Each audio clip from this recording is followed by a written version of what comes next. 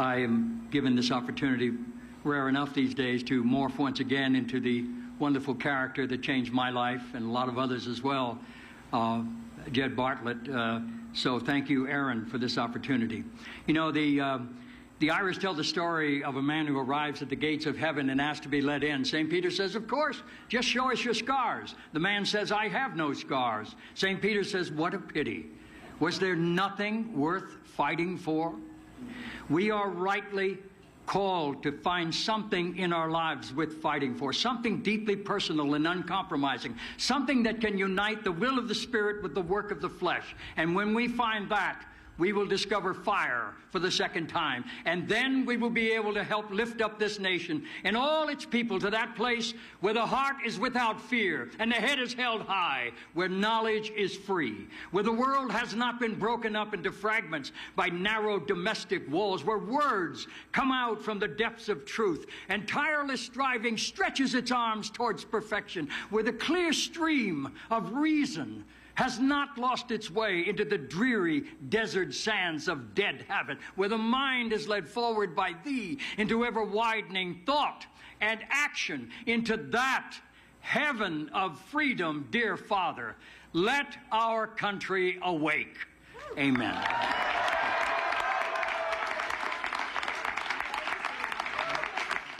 Who was that?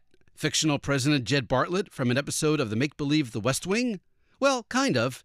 It was the actor who played President Bartlet, Martin Sheen, speaking at the real-life Rose Garden at the non-fiction White House.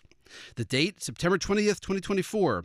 The event, a celebration with First Lady Jill Biden and cast members marking the 25th anniversary of the hit television dramatic series, The West Wing. Martin Sheen was in character as the president he played for 7 seasons on The West Wing, giving a fiery speech and reciting from memory a poem by Rabindranath Tagore, one of India's greatest poets, who in 1917 won the Nobel Prize for Literature.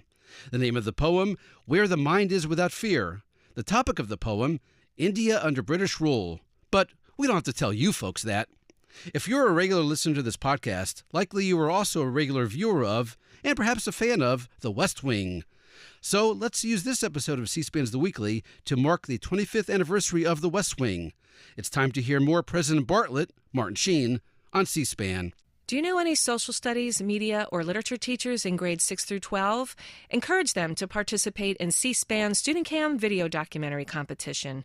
With the upcoming November election, we're asking young people to address the theme, Your Message to the President. What issue is most important to you or your community? $100,000 in cash prizes will be awarded to students and teachers. To learn more, go to studentcam.org. 25 years ago, The West Wing was a ratings hit.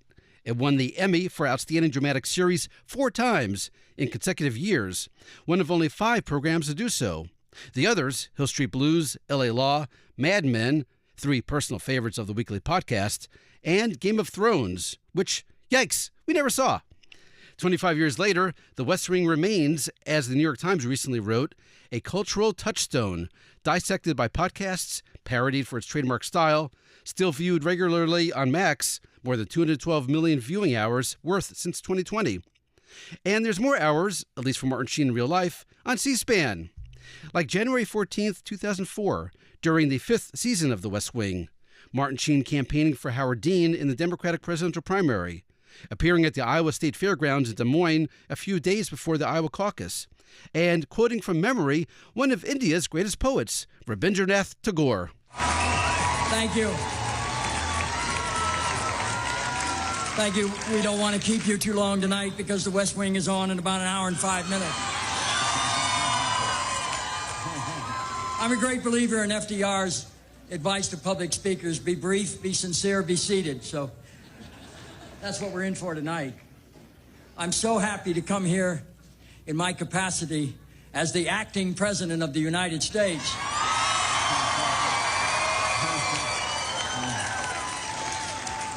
And I'm honored to declare next Monday, January 19th, Howard Dean Day in Iowa.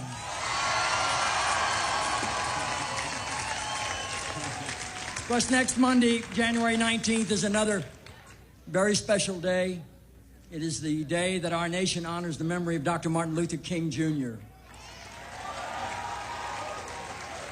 Tomorrow, January 15th, Dr. King would have been 75 years old. They slew the dreamer when he was 39 on April the 4th, 1968. For those of us who survived the 60s, who came to our political awareness through the civil rights movement under the leadership of Dr. King, we are sometimes made to wonder where he would stand on the great issues of our time. But it's very clear to those of us who have remained in the process of social justice since then that Dr. King's position would have been a foregone conclusion. He would have said no to the war in Iraq. He would have said yes to life and no to death. He would have identified poverty and racism as weapons of mass destruction. And he would remind us over and over again that one man with courage is a majority. And that's what brings us to Iowa at this time. A very courageous young dreamer from Vermont has called us to go higher, to accept the responsibility for ourselves, for our party, and our nation. And this dreamer dreams of a nation where the heart is without fear and the head is held high, where knowledge is free, where the world has not been broken up into fragments by narrow domestic walls, where words come out from the depths of truth, where tireless striving stretches its arms towards perfection, where the clear stream of reason has not lost its way into the dreary desert sands of dead habit, where the mind is led forward by thee into ever-widening thought and action, into that heaven of freedom, my Father. Let our country awake.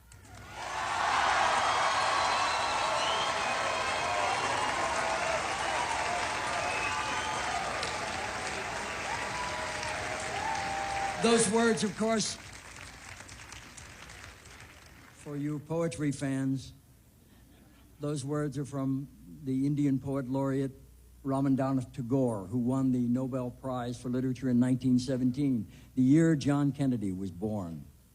And I learned that poem while I was in India playing a small part in a movie called Gandhi in 1981. Gandhi was a very, very popular movie everywhere. But nowhere was it more popular than in Hollywood, believe it or not. Everyone in Hollywood loved Gandhi. Everyone in Hollywood wanted to be just like Gandhi, thin, tan, and moral. Later that year, the general election. October 30th, 2004. Santa Fe, New Mexico. Martin Sheen campaigning alongside Bill Clinton for John Kerry for president. For his entire remarks, Martin Sheen recites, from memory, one of India's greatest poets, Rabindranath Tagore. Where the heart is without fear, and the head is held high, where knowledge is free, where the world has not been broken up into fragments by narrow domestic walls, where words come out from the depths of truth, where tireless striving stretches its arms towards perfection, where the clear stream of reason has not lost its way into the dreary desert sands of dead habit, where the mind is led forward by thee into ever-widening thought and action, into that heaven of freedom, my Father. Let our country awake.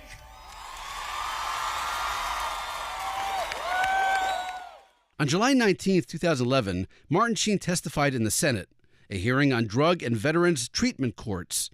Here's Democratic Senator from Rhode Island, Sheldon Whitehouse, introducing the actor who appeared in a White House. And our first witness is Martin Sheen, who has appeared in more than 60 feature films, including Apocalypse Now and Martin Scorsese's The Departed, and has starred in numerous television shows.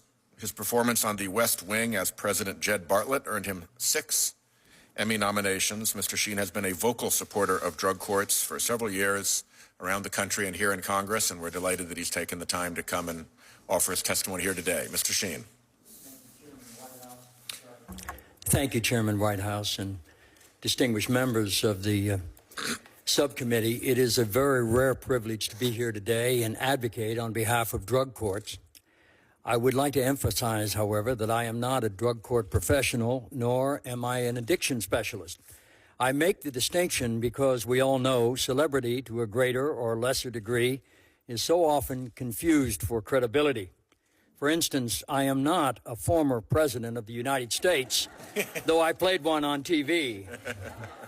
By the way, speaking of drug courts, on June 6, 1998, Martin Sheen addressed the National Association of Drug Court Conference. He ended his remarks by reciting one of India's greatest poets, Rabindranath Tagore. Where the heart is without fear and the head is held high, where knowledge is free, where the land has not been broken up into fragments by narrow domestic walls, where words come out from the depths of truth, where tireless striving stretches its arms towards perfection, where the clear stream of reason has not lost its way into the dreary desert sands of dead habit, where the mind is led forward by thee into ever-widening thought and action, into that heaven of freedom, my Father, let my country awake. Amen. Thanks so much. All the best. Martin Sheen explained his connection to India and his own name during an August 7, 1995 appearance at the National Press Club. Now, I was fortunate enough to play a role in the movie Gandhi. You all know about that film. Well, I'll tell you that it was beloved in Hollywood. Everyone in Hollywood loved it. Oh, yeah, everyone in Hollywood wanted to be just like Gandhi, thin, tan, and moral. I'm indebted to the film's director, Sir Richard Attenborough, for casting me in that film, because that film brought me to India in 1981, and India brought me to myself in a very profound way and changed my life forever. I'd been raised Catholic, as you heard earlier, one of 10 children. Maybe some of you here know what that's like. First up, best dressed.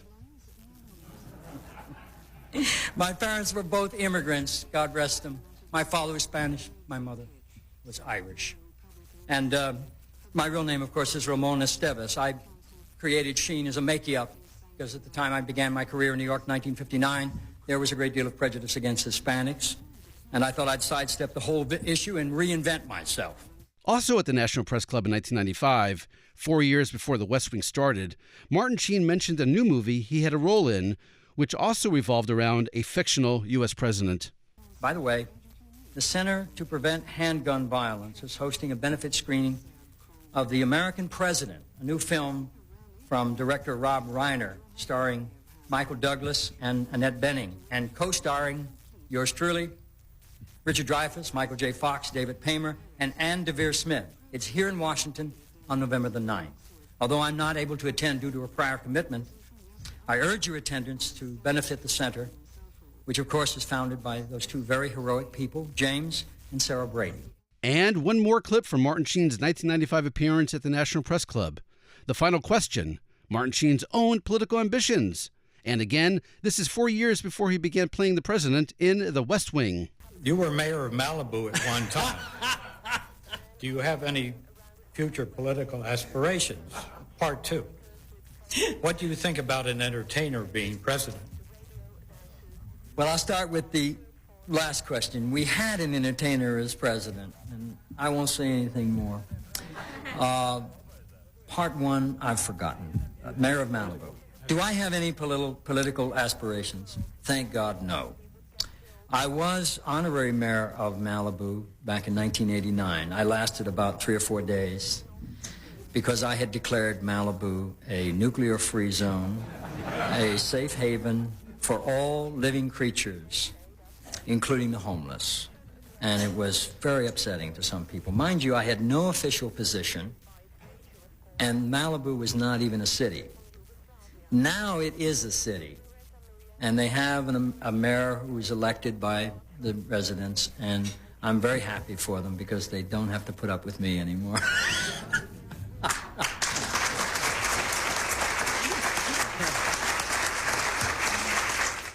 Actor Martin Sheen has made multiple speaking appearances on C-SPAN, but the curator of The West Wing has just one, and it just happened. So let's return to the real-life White House, September 2024, for the 25th anniversary ceremony of the West Wing. The very next speaker after Martin Sheen was Aaron Sorkin, his first appearance on C-SPAN.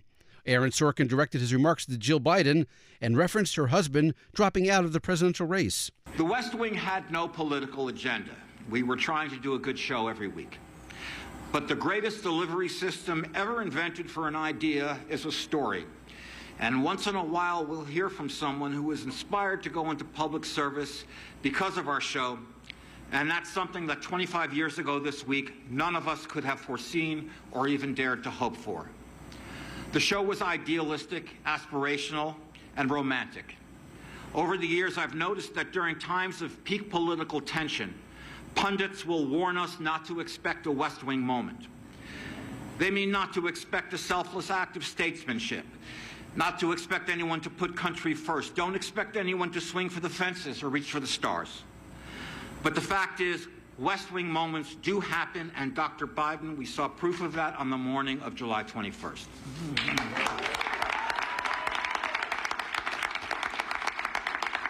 That was the kind of thing we tell stories about. And now, a bonus clip. One more time for that poem from one of India's greatest poets, Where the Mind is Without Fear. Only one person other than Martin Sheen has cited it on C-SPAN. From the World Economic Forum in Davos, January 23, 2018, and speaking through a translator, here's India Prime Minister Modi.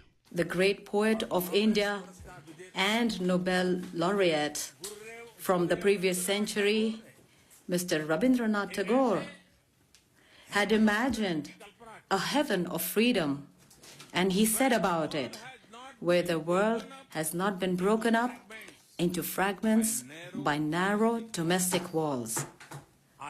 Let's all get together and create this heaven of freedom where cooperation and coordination is there, and not divide and fracture. And there should be no place for divide and fracture. Come on, let us all together get rid, make this whole world free of its cracks and unnecessary walls. Not bad, but you'd be forgiven for thinking Martin Sheen does it better. Now, a reminder you can do your own searching in the C-SPAN video library.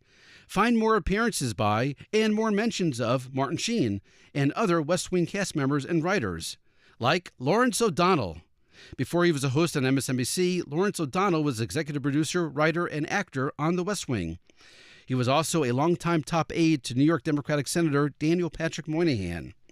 During a January 15, 2011 panel discussion about Senator Moynihan, Lawrence O'Donnell told this story about President Bartlet and the West Wing. In the first West Wing script I had to write in season 1, on page 1, the first scene was to be Interior Oval Office Day. And I'm typing that, and I realize I have a problem here because I've seen this wonderful presidential character that the creator of the show, Aaron Sorkin, had come up with, but I'd never seen a president like that. In my adulthood, there had not been a president that I had much admired, and here I was to fictionalize one. And I had no real writing exercise to get me into this scene. And that staring at the blank page for a while, it finally occurred to me, what would Senator Moynihan do? And so that got me through writing many of these scenes. By the way, my little device in that show, which is not easy to detect, is that, yes, the politicians ended up making the noble choices every once in a while, but in my scripts, I always made sure it was an absolute last resort. That they tried everything else first. And got backed into the corner of having to do the semi-honest thing. That's it for this episode of C-SPAN's The Weekly. Thanks for listening. Happy searching. And one last piece of business. A signature element of The West Wing was music coming up beneath all that walking and talking to underscore a dramatic moment. Well, we can do that too. For this episode's closing music, what else? The theme to the Emmy Award-winning dramatic television series The West Wing. And now, making his first appearance on C-SPAN's The Weekly, here's the musical stylings of W.G. Snuffy Walden.